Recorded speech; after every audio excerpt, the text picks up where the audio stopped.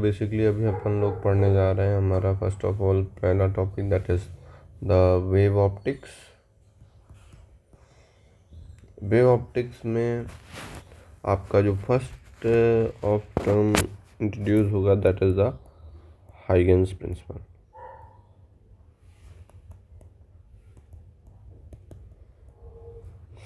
आपको बेसिकली ऐसे एक क्लियर मेमोरी बनानी है कि इस टॉपिक के बाद क्या है, इस टॉपिक के बाद क्या है, उस टॉपिक में क्या क्या पॉइंट्स हैं। Then only you can be able to remember what you have to study all about.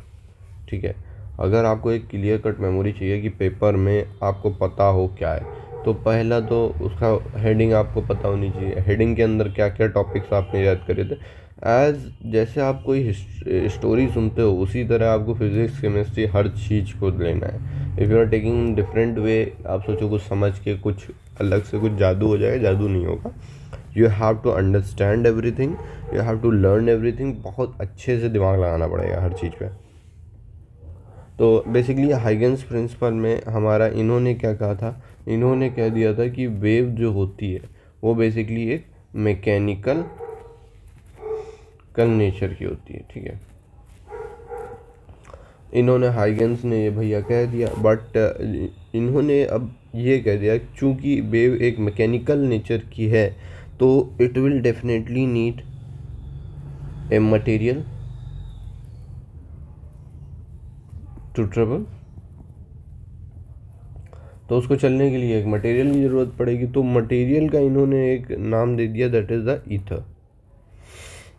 Ether मतलब इनका कहना था कि अगर जो स्पेस है हमारा, जहाँ पे कुछ भी नहीं है, मतलब सन से अर्थ तरफ जो लाइट आ रही, लाइट को इन्होंने एक मैकेनिकल वेव बोल दिया था। तो अर्थ तक की आने के लिए यहाँ पे जो स्पेस होता है ये दिस इज़ व्हाट वैक्यूम। ठीक है, अब इन्होंने कह दिया हाइगेंस के हिसाब से ये पूरा जो स्पेस है हमारा ये एक स्पेशल मटेरियल से फिल्ड अप है। ये एक स्पेशल मटेरियल से जिसे हम ईथर बोल रहे हैं। ठीक, ये हमारी स्टार्टिंग थी। अब जो कि इन्होंने बोल रहा है कि लाइट एक मैकेनिकल वेव है, और ये तो बात हो गई मीडियम की। फिर इन्होंने क्या कहा था कि जो हमारी मैकेनिकल वेव है, तो मैकेनिकल वेव के थ्रू इन्होंने कुछ फिनोमेनास को एक्सप्लेन कर दिया। जैसे हमारा वेव जो है, मैकेनिकल वेव अगर होगी तो वो rectilinear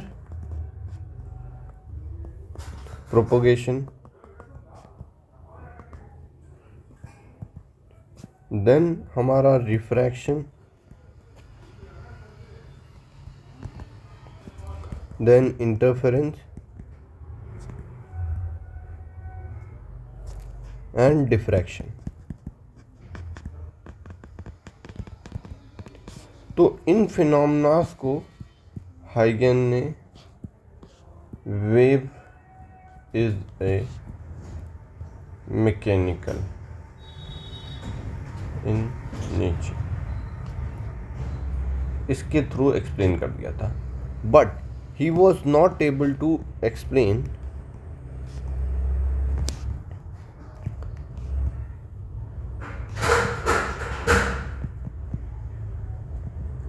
the phenomena like polarization and the photoelectric।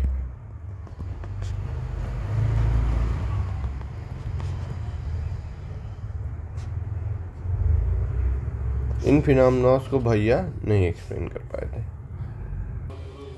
हाइगेन ने हमें फर्दर समझाया था about the wave front.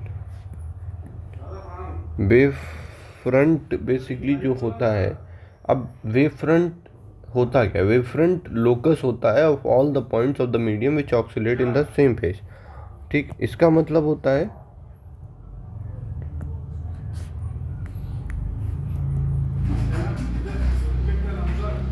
Of the medium which oscillate in same phase।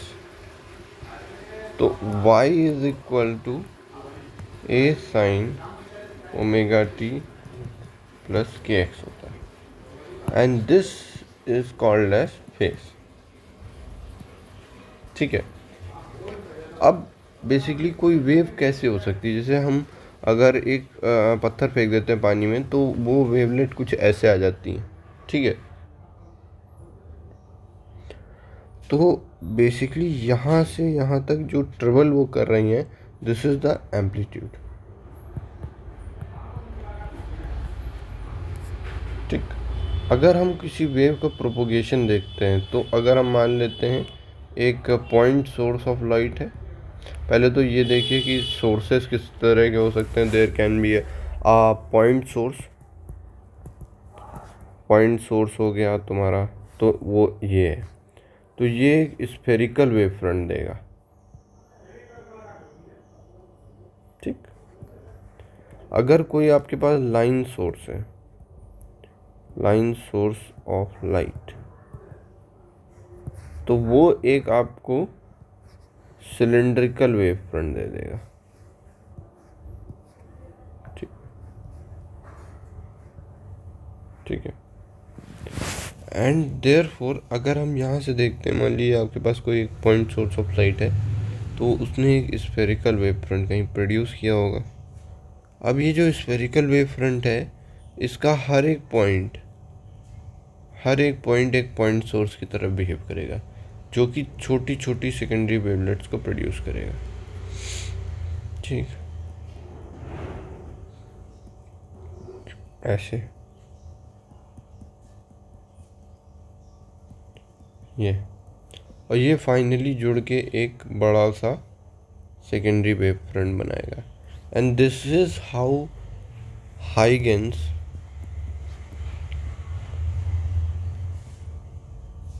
explained the mechanism of propagation of wavefront।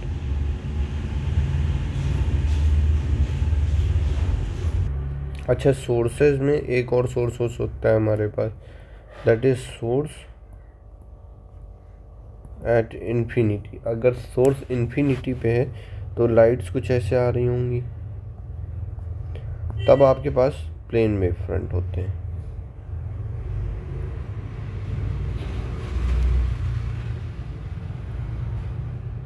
Okay, this is called as plane wave front. अब अगर हम example ले लेते हैं बेसिकली कि किसी कोई प्लेन वेव फ्रंट जैसे यहाँ पे फॉल कर रहा है। ठीक है। ठीक। और आपको कॉनकेव लेंस दे देता है। ठीक है। तो ये ऐसे हो जाती है। ठीक है। लाइट ऐसे चली जाती है। ठीक है। और ये आके यहाँ पे मिलती है। तो जो बेसिकली हमारा वेव फ्रंट निकल के आता है वो इधर को, क्योंकि वेव जिधर प्रोपोगेट करेगी उधर ही को हमारा वेव फ्रंट बनेगा। ठीक है। तो this is the wave front for this. ठीक। अगर आपका कॉन्वेक्स मिरर होता है इसी जगह, ठीक है, और आपका wave front plane wave front एक आया होता है, तो ये ऐसे मिलता आके। ठीक। तो अभी प्रोपोगेट किधर कर रहा है, इधर को। तो ये रहा।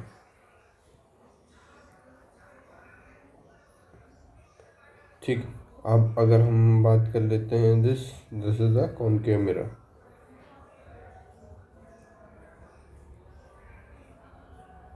कॉनकेव मिरर में किस तरह होगा, कॉनकेव मिरर में पैरेलल रेज अगर आई, ठीक, तो ये हमारा क्या है, ये एक प्लेन वेव फ्रंट आ रहा है। ठीक। अब ये यहाँ से रिफ्लेक्ट करके कॉमन पॉइंट पे एक फोकस पे मिलेगी, ये यहाँ से ये आएगी प्रिंसिपल एक्सिस पे। ठीक। तो this is what, this is a reflection. ठीक। यहाँ पे जो वेव फ्रंट बन रहे हैं ये रिफ्रैक्टेड है। रिफ्रैक्टेड वेव फ्रंट बन रहा है, यहाँ पे रिफ्लेक्टेड वेव फ्रंट बन रहा है। ठीक, अब ये एक पॉइंट सोर्स हो जाएगा यहाँ पे। ठीक, तो वेव फ्रंट आपका ये स्फेरिकल वेव फ्रंट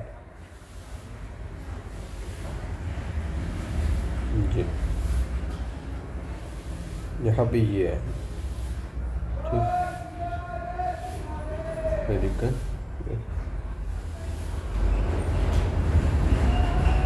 ठीक है। अब आगे आते हैं।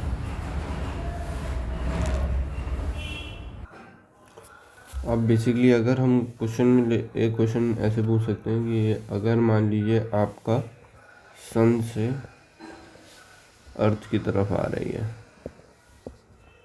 तो रेज यहाँ पे जो निकल रही होंगी, ठीक है, वो एक स्फेरिकल वेव फ्रंट निकल रही होगी। लेकिन जब आगे आ रही, चूँकि ये इनफाइनाइट डिस्टेंस के अप्रॉक्सीमेटली है, तो वो एक प्लेन वेव फ्रंट हो जाता है।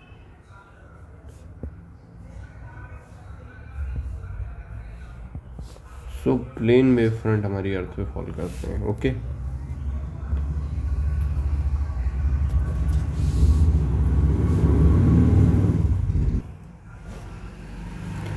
एक और चीज़ है, जो एंगल होता है, angle between the incident wave front end the surface is angle of incident. और जो एंगल होता है बिटवीन रिफ्लेक्टेड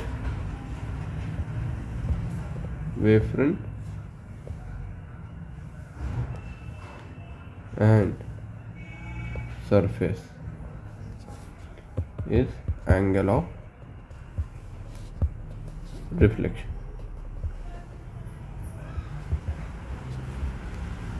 ठीक है, तो अगर हम यहाँ पे देख लेते हैं, ये रे ऑफ लाइट फॉल कर रही है, ये यहाँ से रिफ्लेक्ट कर रही है और ये रिफ्रैक्ट कर रही है।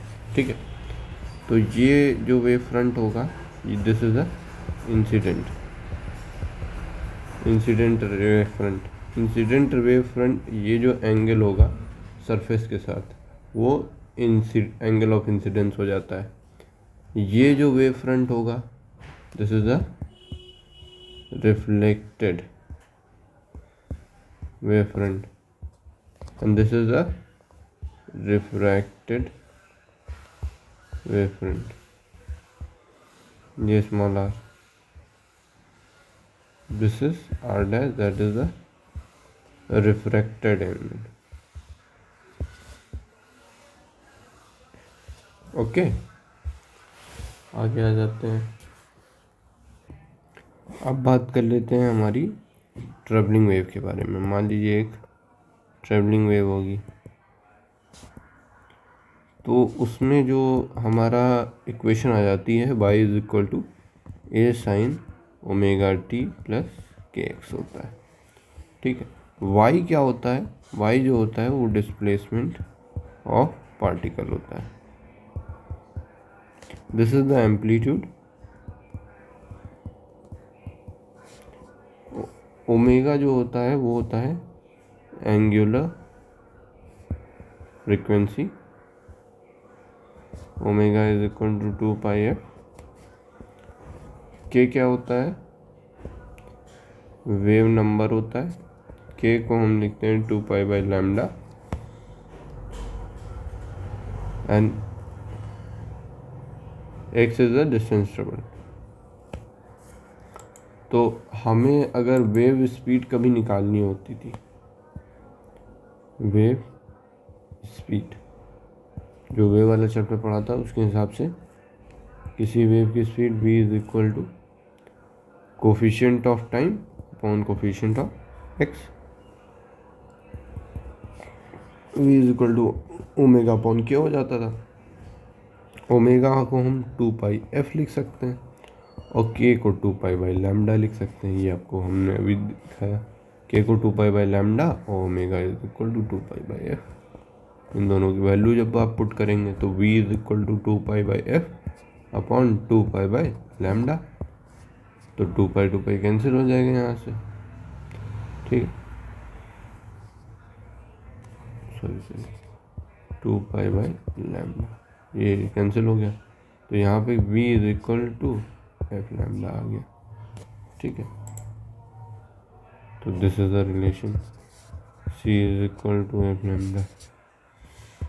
स्पीड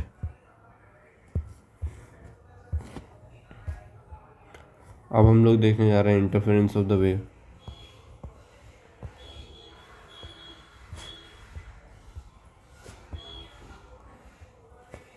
अब मान लीजिए हमारे पास दो वेव हैं, y1 y2, ठीक।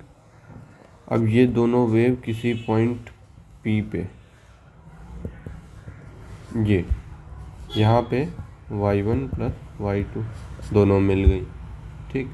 अब P पॉइंट पे नेट डिस्प्लेसमेंट क्या होगा, वो होगा y dash is equal to this, इसका वेक्टर सम है ये, ठीक। There can be two type of interference, एक तो डिस्ट्रक्टिव, दूसरा कंस्ट्रक्टिव। नॉर्मल से अगर बढ़ जाता है तो कंस्ट्रक्टिव, नॉर्मल से अगर डिस्प्लेसमेंट घट जाता है तो डिस्ट्रक्टिव, ठीक। अब बात करते हैं सुपरपोजिशन प्रिंसिपल क्या होता है।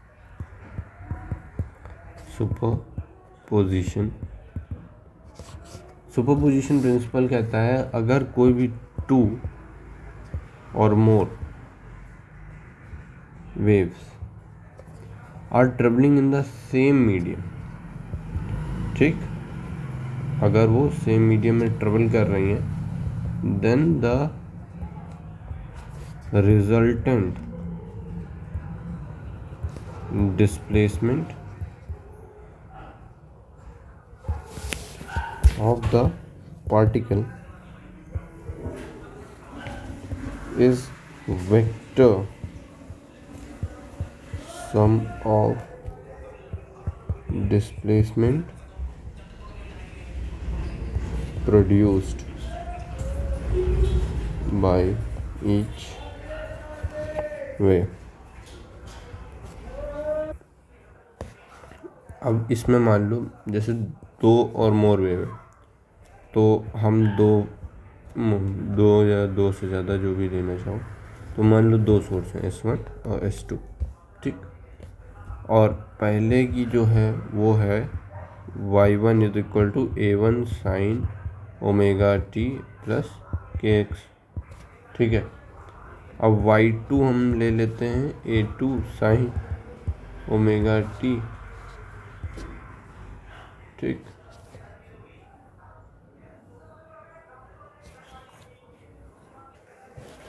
प्लस kx हो जाता है, ठीक।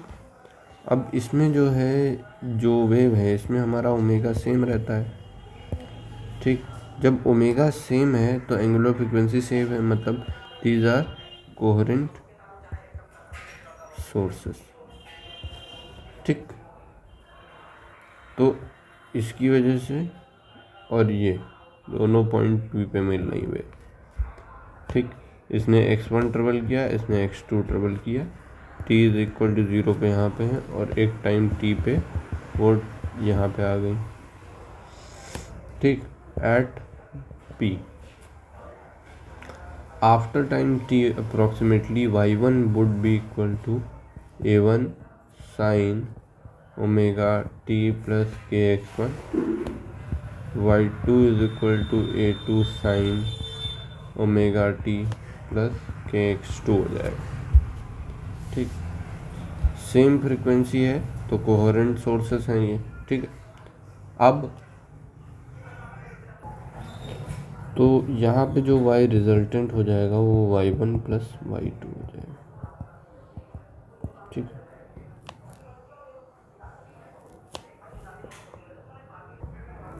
तो अगर हम दो वेव ले लें y1 ये और y2 ये, ठीक, दोनों SHM कर रही हैं, सिंपल हार्मोनिक मोशन मान लेते हैं, तो इसके बीच में अगर हम रिजल्टेंट निकालना है तो हमें फेज डिफरेंस पता होना चाहिए।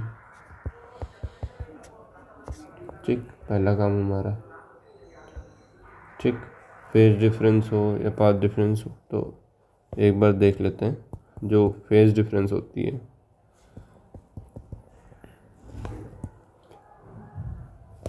तो y1 is equal to a1 sine omega T plus के X one, y2 is equal to a2 sine omega T plus K X to.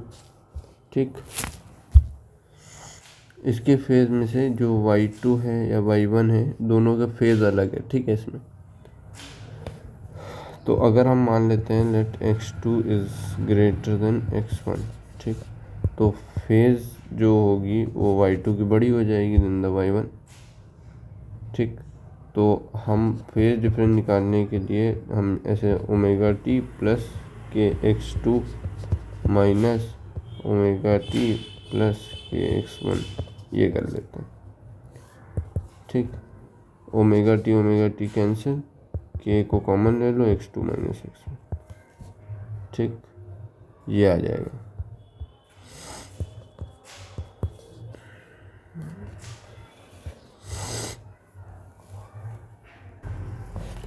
अच्छा, फाई इज इक्वल टू के x2 माइनस x1 होता है। ठीक, and this is what, this is the path difference. ठीक, तो delta x is equal to x2 minus x1 is what the path difference is.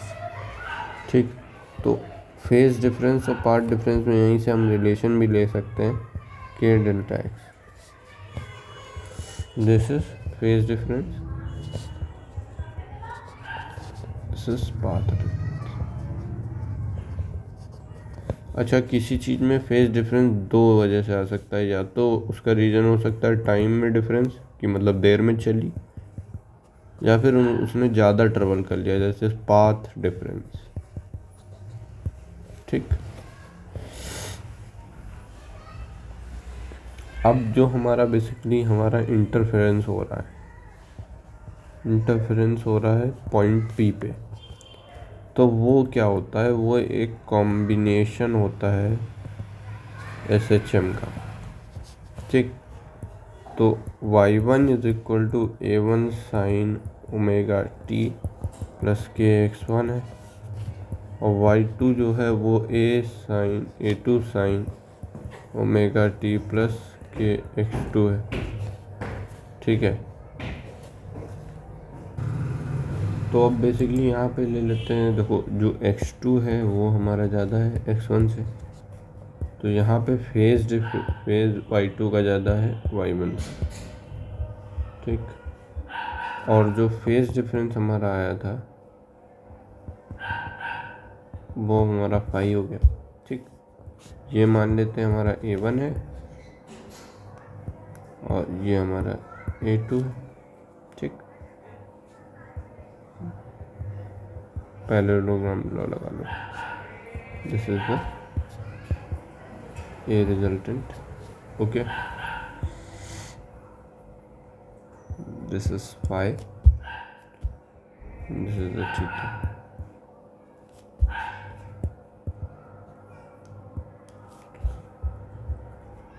तो A resultant हमें निकालना है,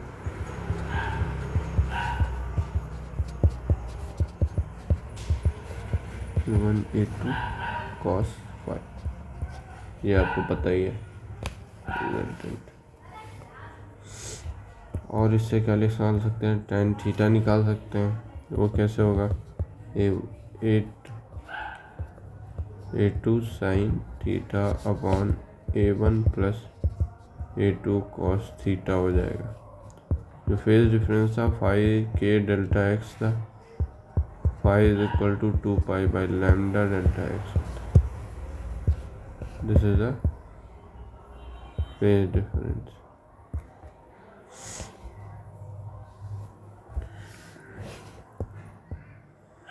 मैग्नीट्यूड ऑफ रिजल्टेंट एम्पलीट्यूड। अब देखो, अगर यही चीज़ मैक्सिमम हो जाए या मिनिमम हो जाए, मैक्सिमम हो गया तो ब्राइट स्पॉट,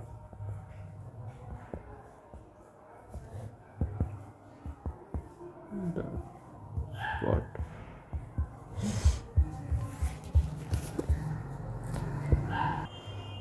अच्छा, जो बेसिकली इंटरफेरेंस पैटर्न होता है उसमें, जैसे हमने यहाँ पे कोहेरेंट सोर्सेस क्यों लिया था, देखो तो यहाँ पे जो इंटरफेरेंस हो रखा होगा, ये स्क्रीन मान लेते हैं, ठीक। यहाँ पे अगर ये कोहेरेंट सोर्सेस होंगे तो यहाँ पे कंटिन्यूसली जो हमारा मान लो ब्राइट बना या फिर डार्क बना, तो वो कंटिन्यूसली वही बना रहेगा। फेज डिफरेंस, कोहेरेंट सोर्सेस की बेसिक प्रॉपर्टी क्या होती है? If they are the coherent sources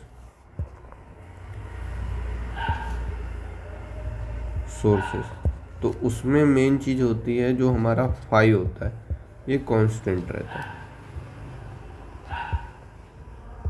अगर यहाँ पे मान लो डार्क स्पॉट हो गया,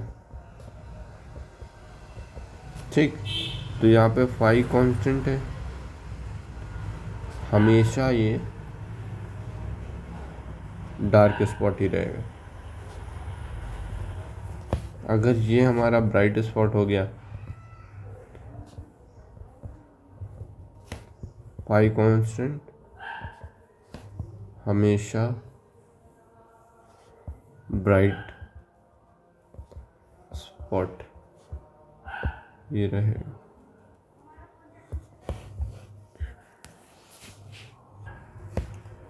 तो इसकी डेफिनेशन हम लिख सकते हैं कोहेरेंट सोर्सेस की,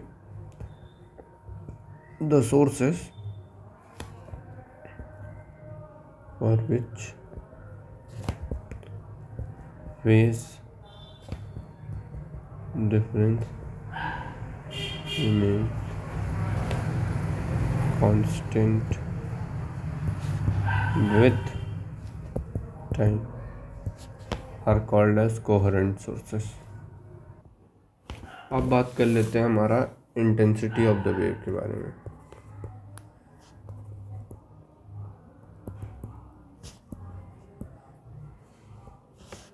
जो इंटेंसिटी ऑफ द वेव होता है 2πf² a² रो वी होता है, 2πf² a² rho v, this is the intensity. यहाँ पे f जो होती है वो फ्रीक्वेंसी होती है, a जो होता है वो एम्पलीट्यूड होता है, रो डेंसिटी होता है, स्पीड ऑफ वेव होता है।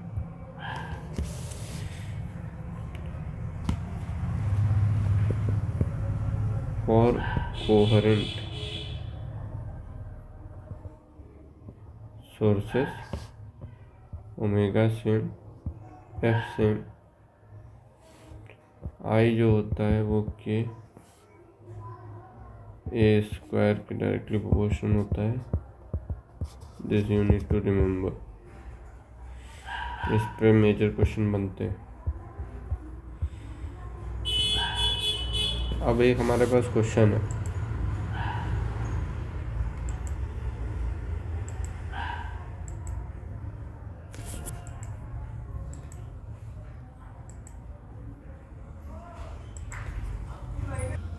अब ये क्वेश्चन है हमारे पास, the ratio of the intensities of the two waves is given. जो इंटेंसिटी का रेशियो हमारे पास दे रहा है I1/I2, वो दे रहा है 4/1, ठीक है।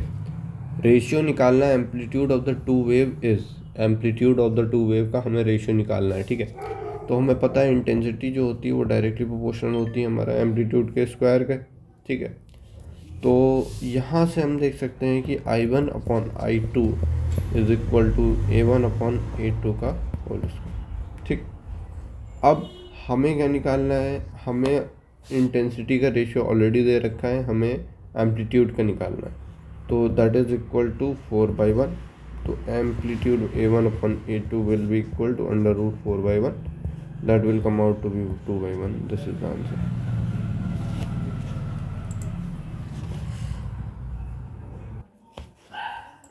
अब हम देख लेते हैं, जैसे हमने एम्पलीट्यूड का रिजल्टेंट हमने निकालना सीखा था, A1 का होल स्क्वायर प्लस A2 का whole square plus 2A1 A2 cos five. ठीक, अब अगर इंटेंसिटी को इसके टर्म में लाना है, कि A का होल स्क्वायर होता है इंटेंसिटी, आपको पता ही है, तो क्या हम A को लिख सकते हैं I/K। ठीक है,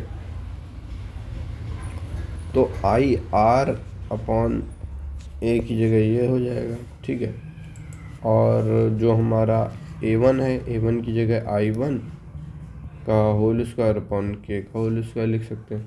ठीक, या फिर इसको, ये स्क्वायर में था, ठीक है, ये स्क्वायर ऐसे लग गया। ठीक है,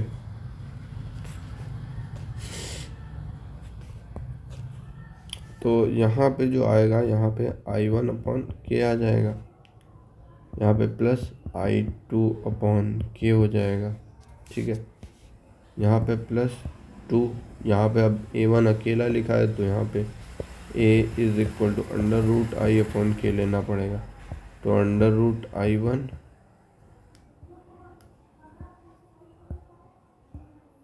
upon K into under root I2 upon K। ठीक, cos 5 हो जाएगा। ठीक है, तो R is equal to I1 plus I2 plus 2 under root I1 I2 cos 5 हो जाएगा हमारा। ठीक है, ये हमारा इंटेंसिटी का रिजल्टेंट निकालने का फार्मूला होगा।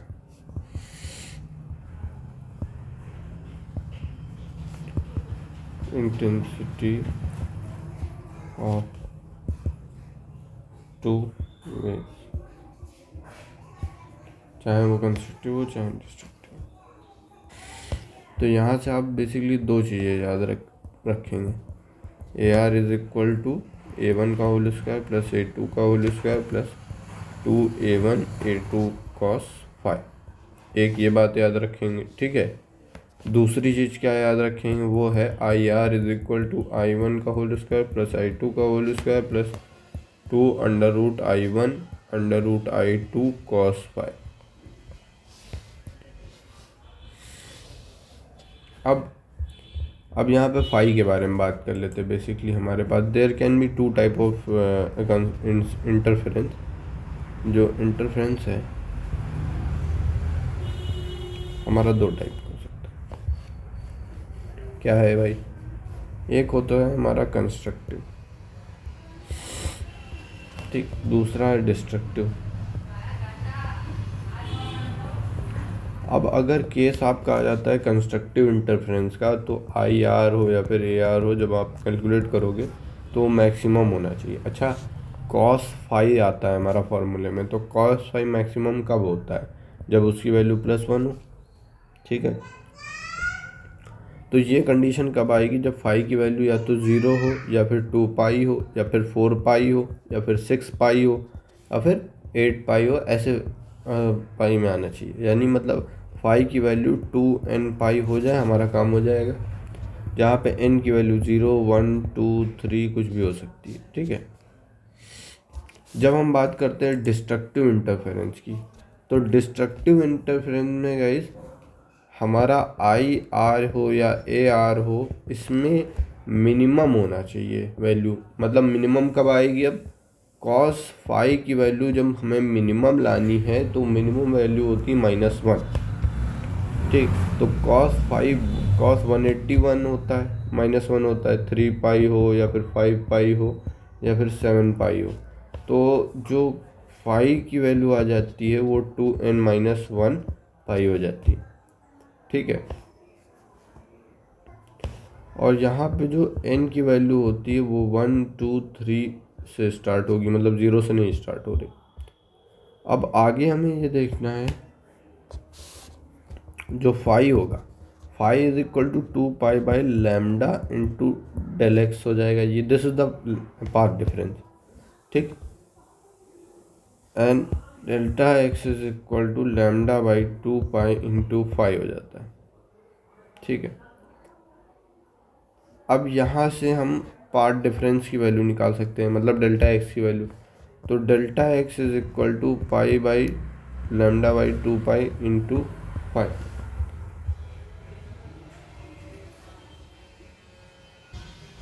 तो यहाँ पे जो डेल्टा एक्स की वैल्यू आएगी, delta x is equal to 0 आ सकता है, लैम्डा आ सकता है, 2 लैम्डा आ सकता है, ठीक है, 3 लैम्डा आ जाएगा, देन 4 लैम्डा। ठीक, ये हमारा हो जाता है कंस्ट्रक्टिव इंटरफेरेंस का केस, जब हम फाई की वैल्यू यहाँ पे पुट ऑन करते हैं। ठीक है, तो 0 लैम्डा 2 पाई 3 पाई 4 पाई ऐसे आने लगता है। तो डेल्टा एक्स जो होता है वो n लैम्डा हो जाता है, जहाँ पे n इज इक्वल टू 1 2 3 ये रहता है। ठीक है, अब बात करते हैं हमारा डिस्ट्रक्टिव इंटरफेरेंस में पार्ट डिफरेंस की। तो हमारा फेज डिफरेंस जब हमने निकाला था तो phi is equal to 2 pi by lambda into delta X ही आया था। तो delta x is equal to lambda by 2 pi into phi हो जाएगा। ठीक है, इतना आपको पता है ना। अब delta x is equal to, अच्छा यहाँ पे जब पाई रखते हैं तो -1 आ जाती है। ठीक, तो पाई यहाँ पे कैंसिल हो जाएगा, तो लैम्डा बाई 2 पहली वैल्यू आ जाएगी। ठीक, फिर 3 पाई बाई 2 आ जाती है, 5 पाई बाई 2 आ जाती है, 7 पाई बाई 2 आ जाती है। तो ऐसे वैल्यू आती हैं यहाँ इस केस में। तो delta x is equal to 2n-1 lambda by 2 हो जाता है, जहाँ पे n की वैल्यू 1 2 3 4 5 हो जाती है। तो ये पोर्शन हमें याद रखना है और ये पोर्शन याद रखना है। एक बार फिर से देख लेते हैं यहाँ पे क्या सीन है पूरा। तो हमें ये देखना है कि अगर मान लीजिए आपका कंस्ट्रक्टिव इंटरफेरेंस हो रहा है, ठीक है, आपका कंस्ट्रक्टिव इंटरफेरेंस हो रहा है या डिस्ट्रक्टिव इंटरफेरेंस हो रहा है, ठीक है, जो हमारा बेसिकली रिजल्टेंट आएगा वो मैक्सिमम होना चाहिए। ठीक है, तो कॉस फाई की वैल्यू मैक्सिमम होनी चाहिए, यानी +1 होनी चाहिए। अब +1 किस केसेस में आ सकती है? First of all cos phi की वैल्यू जब cos 0 is 1, cos 2 pi is +1, 4 pi मतलब 2n के इंटीजर में आ रही है, तो हमारी वैल्यू +1 आ रही है, यानी phi is equal to 2n pi होता है, n इज इक्वल टू 0 1 2 3 रह जाता है। ठीक, तो phi is equal to 2 pi by lambda रहता है, ठीक, इंटू डेल्टा एक्स हो जाता है। तो delta x is equal to lambda by 2 pi into phi हो जाता है। ठीक, ये हमारा एक्स की वैल्यू है। ठीक है, कैसे? यहाँ पे जब आप वैल्यू पुट करेंगे, यहाँ पे जब आप पाई की वैल्यू पुट करेंगे, पाई की वैल्यू जैसे आपने रखी 0 आई, तो हमारे पास ये पूरा टर्म 0 हो जाएगा। ठीक है, अब आपने वैल्यू पुट करी यहाँ पे वैल्यू पुट करी 2 पाई कैंसिल हो गया, तो लैम्डा आ गया हमारा। ठीक, अगर अब आपने वैल्यू पुट करी 4 पाई पुट करेंगे तो 2 पाई कैंसिल, यहाँ पे 2 लैम्डा आ जाएगा। ठीक है, तो इस हिसाब से पाई 0 लैम्डा 2 पाई 3 पाई 4 पाई आ रहा है। ठीक है, इस हिसाब से मतलब पार्ट डिफरेंस क्या हो जाएगी? N lambda. तो कंस्ट्रक्टिव इंटरफेरेंस में फर्स्ट ऑफ ऑल आपको ये याद रखना है कि भाई जो फाई की वैल्यू है, मतलब पहले तो फाई की वैल्यू याद रखिए। फाई की वैल्यू किस हिसाब से? फाई की वैल्यू हमारी 2n पाई है, ये याद रखना है। फाई की वैल्यू 2n पाई, ठीक, और पार्ट डिफरेंस की वैल्यू n लैम्डा, ये दो चीज़ें याद होनी चाहिए। अब n यहाँ पे 0 1 2 3 से स्टार्ट होता है। यहाँ पे क्या याद रखना है? यहाँ पे जो फाई की वैल्यू है आपकी वो 2n-1 पाई है। फाई की वैल्यू 2n-1 पाई है, ठीक, और डेल्टा एक्स की value 2n-1 pi lambda by 2 है, जहाँ पे n की वैल्यू 1 2 3 से स्टार्ट, ठीक, 0 से नहीं स्टार्ट होती है यहाँ पे। तो this is the case of the constructive and the destructive interference. अब यहाँ पे इसमें हम बात कर लेते हैं, तो बेसिकली अभी हम इंटेंसिटी की बात कर लेते हैं। यहाँ पे I resultant is equal to I1 plus I2 plus 2√I1 I2 cos phi, ये हमारा निकल के आया था। तो अगर हमारा केस है कंस्ट्रक्टिव इंटरफेरेंस का तो क्या चेंजेस आएंगे। कंस्ट्रक्टिव इंटरफेरेंस में कॉस फाई की वैल्यू जो हो जाती है वो मैक्सिमम हो जाती है, ठीक है। तो जो हमारा आई रिजल्टेंट आ जाता है वो I1 plus I2 plus 2 under root I1 I2 हो जाता है, ठीक है। तो यहाँ पे I maximum would be equal to I1 under root I1 plus under root I2 का होल स्क्वायर हो जाएगा, ठीक है। तो ये हमारी मैक्सिमम निकल के आ जाती, क्यों, कॉस फाई की वैल्यू +1 निकालना है, सिंपल। इसका फॉर्मूला हो जाएगा I1 प्लस I2 का होल स्क्वायर, ठीक है। अब डिस्ट्रक्टिव इंटरफेरेंस में IR is equal to I1 I2 plus 2 under root I1 I2 cos phi. तो यहाँ पे मिनिमम के केस में कॉस फाई की वैल्यू -1 आ जाएगी, ठीक। तो IR is equal to I1 plus I2 minus 2 under root I1 I2 cos phi. तो I resultant would be equal to under root I1 minus under root I2 का whole square. तो guys basically ये हमारे पास एक question है, ठीक है। इस क्वेश्चन में हमसे पूछ रखा है to coherent monochromatic light beam intensity 4I and I superpose what will be maximum and minimum possible intensity. तो यहाँ से हम डायरेक्ट फार्मूला निकाल के मैक्सिमम को निकाल सकते हैं, under root I1 plus under root I2 का होल स्क्वायर। तो यहाँ पे I प्लस 4I का होल स्क्वायर, ठीक, अंडर रूट, ठीक। तो यहाँ पे आ जाएगा under root I plus root 2I का होल स्क्वायर, 3 का under root 3I।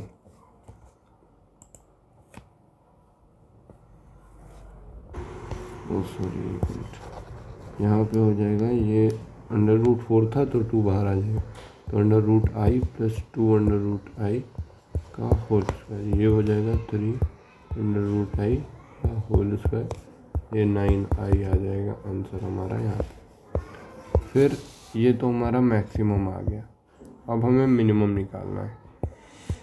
I minimum will be equal to under root I1 minus under root I2 का होल स्क्वायर। तो under root I minus under root 4I का whole square, ये हमारे यहाँ पे आ जाएगा 4I से करते हैं माइनस, तो under root 4I minus under root I का होल स्क्वायर, यहाँ पे 2 under root I minus under root I का होल स्क्वायर, यहाँ पे आ जाएगा अंडर रूट I का होल स्क्वायर, देन यहाँ पे आ जाएगा I, ठीक है। Two coherent sources produces the wave of the different intensity which interfere. After interference, the ratio of the maximum intensity to the minimum intensity, मतलब I max upon में I minimum. Intensity is basically 16. The intensity of the waves are in ratio. Waves की intensity मतलब I1 upon I2 हमें निकालना है, ये ठीक है। तो I max और I minimum का रेशियो हमें दिया है, मतलब I1 under root I1 plus under root I2 का whole square upon under root I1 minus under root I2 का whole square is equal to 16, ठीक है। तो